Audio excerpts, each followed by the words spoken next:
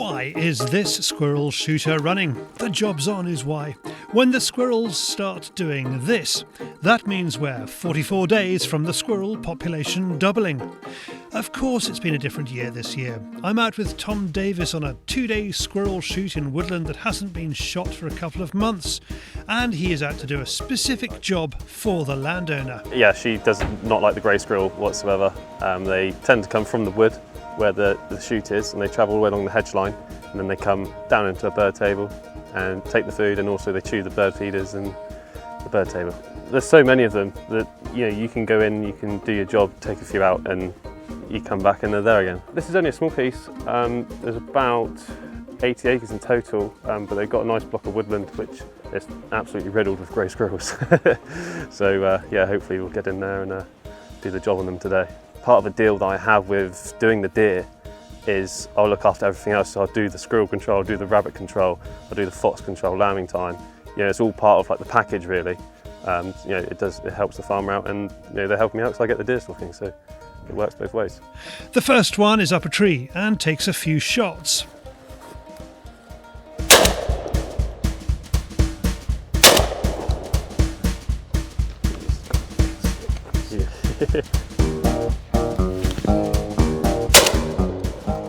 It's dead. That's the main thing. It got what we came for, yeah. So which is good. I just got to go down that hill and retrieve him. It's quite a steep one.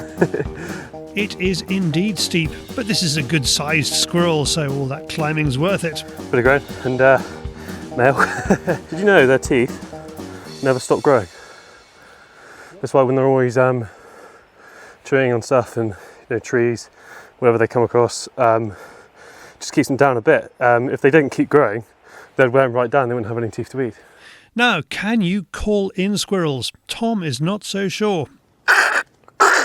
Is there something a bit like that? Yeah, no Paul Childerley. No, I don't. I'm nowhere near his level. I think it's more of a sort of...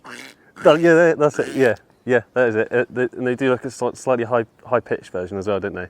It sort of goes up. It's like almost like a quack, like a duck. Another thing that they do, they make this noise. It's a bit like,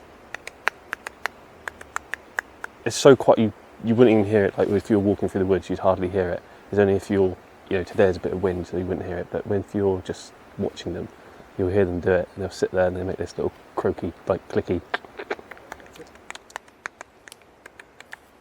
It's like a horse trotting.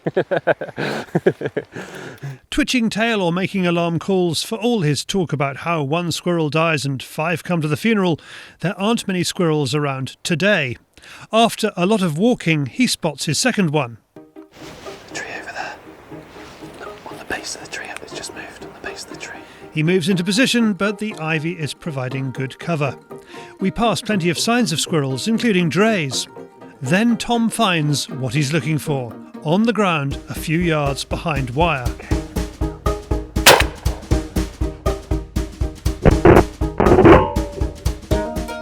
He makes his way into the cover to pick it up. This is one of those things where size doesn't matter.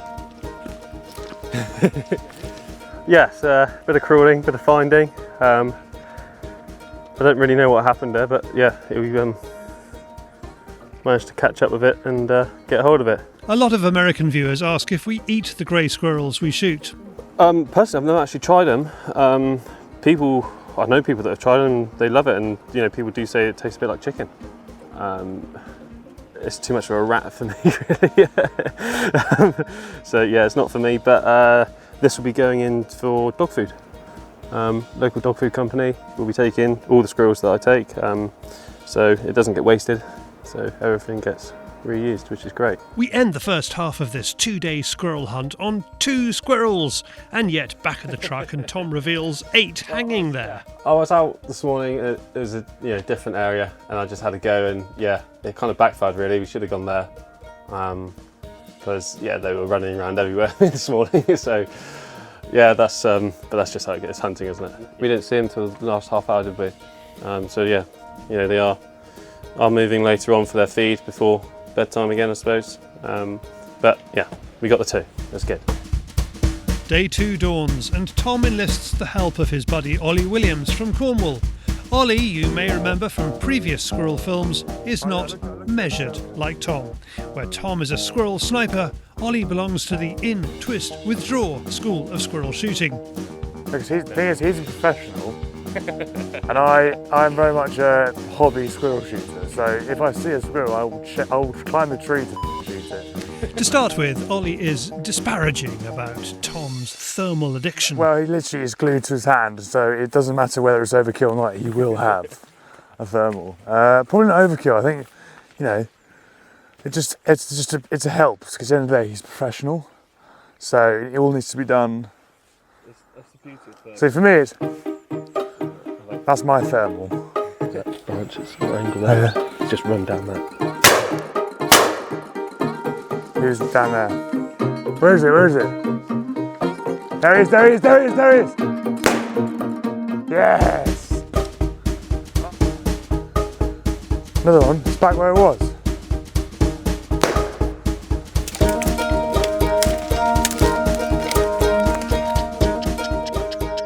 That's pretty good. If you hear a squirrel doing that, then the chances are there's normally a fox nearby. The score is now 2-1 because obviously the dray up there, I shot it, and quick look on the thermal tells us there's at least one, if not two. So I'm going to go with a high number, and yeah. I'm just giving a head start. The thermal, even with squirrels, obviously is invaluable because you can pick up all of the squirrels we've shot. We've picked up with the thermal first. If you can afford it, it's definitely a bit of kit worth getting if you're serious about shooting.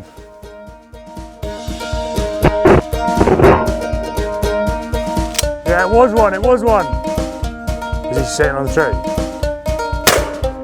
So just shot all of the ivy. You get both of them. That one literally flew 30 yards. At the end of the shoot, there is some division over how many squirrels they each shot. Well, are we counting squirrels that we shot, or the ones that are there? Well, it's up to you. What's you going to count? Well, in that case, 20. I think. Well, I shot 2 drays. Yeah. And definitely squeaking coming out of 2 or 3 of them. Out of what's there, I think it was quite equal because one of them we shot at the same time. It was in that ivy. So I think we got 2.5 each there. But I think overall, because I shot the drays, I think, yeah, my count is way up. Higher than Ollie's. Yeah, Ollie. 100%. No, I can neither confirm nor deny. I won't get invited back if I start saying it. And finally, the vexed question of the trophy shot. How do you make squirrels look impressive? As an old Africa hand, Ollie knows. Why are you doing that? I don't know, you told me to. Big part of guiding or professional hunting or anything is when the client shoots something is the photograph. It's obviously got me in a bit of hot water earlier last year, but that is a big part of hunting these days. It's just the way that it's all moved forward. I know we're just using squirrels as an example, but for a small animal, I'm sure Paul Shildley will know best, but for a small animal you want to make it look as big and imposing as possible to make an impressive photograph. So golden rule is always have it on a brow, always have the camera lower than the object of the photograph. Then they're the foreground, I don't know the photographic terminology. Tom, if you stand behind and crouch down, proud of your trophy. Do you put a gun in the shots with him? Can do, it's up to him. I don't mind, yeah. With my clients, I do the same as what Ollie just said. Yeah. I'll get it up on a nice bit of ground with a nice background. Bring the camera down beneath. You're making me work now. So look at the size of those squirrels. They're at least half the size of a man. And then we're both socially distanced, of course. Ta-da!